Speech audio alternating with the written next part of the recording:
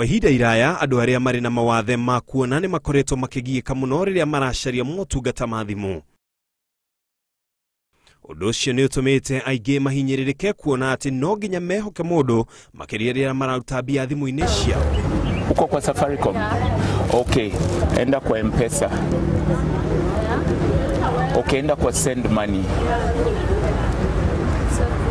Yes.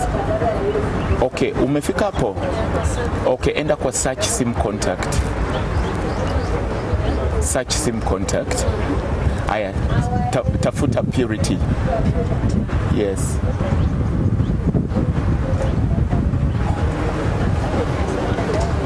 Umepata purity. P-U-R-I-T-Y. Riu kabuni ya Safaricom ni raroboi aria mari na mawathe macio na njira ya kumathondekera mutambo uramateithiriria. You know, during our m-pesa, we need privacy. We need it. We need something better as we are using our phones. And I believe God has graced you enough with the skill and the talent to do that. M-pesa for our visually impaired customers. Beginning today, our customers can now dial 234 and access m-pesa through an interactive voice response platform.